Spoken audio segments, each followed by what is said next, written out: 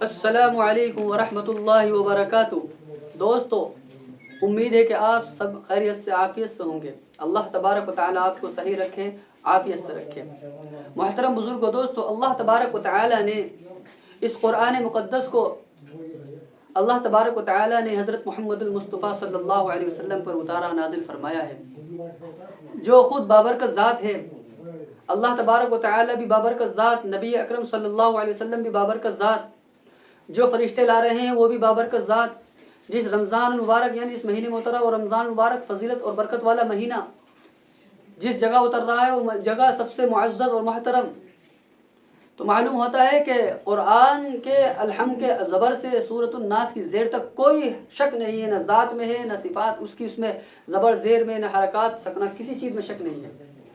محترم بزرگوں، اس میں بہت ساری صورتیں ہیں، 114 صورتیں ہیں اس کے اندر اللہ تبارک و تعالی نے نازل فرمائی ہیں۔ ایک چھوٹی سی صورت ہے کہ جس کے بڑے فوائد ہیں، حدیث کے اندر نبی کریم صلی اللہ علیہ وسلم نے بے شمار حدیث کے اندر اس کے فائدے بتائے ہیں، اور نبی اکرم صلی اللہ علیہ وسلم نے سورۃ الاخلاص کے بڑے برکت والی یہ صورت بتائی ہے۔ دوستوں، میں بتانا چاہتا ہوں کہ حدیث کے اندر آپ صلی اللہ علیہ وسلم سے ایک صحابی کی شکایت کی گئی کہ ایک صحابی رسول صلی اللہ علیہ وسلم نماز پڑھ رہے تھے اور نماز میں بار بار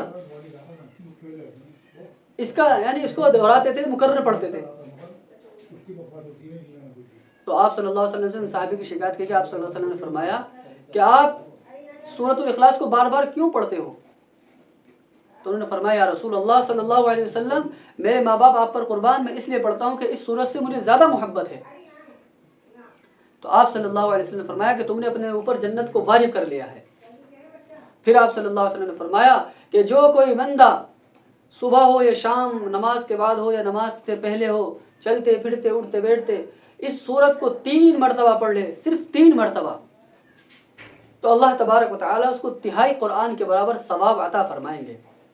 اور دوسری جگہ آپ صلی اللہ علیہ وسلم نے ارشاد فرمایا کہ آپ صلی اللہ علیہ وسلم کی عادت شریف آتی کہ آپ صلی اللہ علیہ وسلم روزانہ اس کو 10 مرتبہ پڑھتے تھے، اور فرماتے کہ جو بندہ اس کو 10 مرتبہ اس کی تلاوت کر لے، سورۃ الاخلاص کی، یعنی قل هو اللہ احد اللہ الصمد لم یلد ولم یولد ولم یکن له کفوا احد، اس کو مکمل پڑھ لے تو اللہ تبارک و تعالی اس کو جنت کے اندر اس کے لیے شاندار محل عطا فرمائیں گے۔ تو میرے بھائی بزرگ و دوستو، یہ سورت یہ اللہ تبارک و تعالی کی توحید یعنی اللہ کی توحید کو بتاتی ہے۔ کفار مشرکین آپ صلی اللہ علیہ وسلم سے سوال بارہا بار کرتے تھے۔ اس کا شان نزول یہ ہے کہ آپ صلی اللہ علیہ وسلم سے کفار مشرکین پوچھ رہے ہیں کہ جو تم اللہ اللہ کرتے ہو، اللہ کیا ہے، اللہ کون ہے، کہاں ہے اللہ؟ اللہ کے رسول صلی اللہ علیہ وسلم پر یہ صورت نازل ہوئی کہ قل هو اللہ احد، آپ کہہ دیجئے محمد صلی اللہ علیہ وسلم کہ وہ اللہ تبارک و تعالی ایک ہے، ایک ہے، صرف ایک ہے۔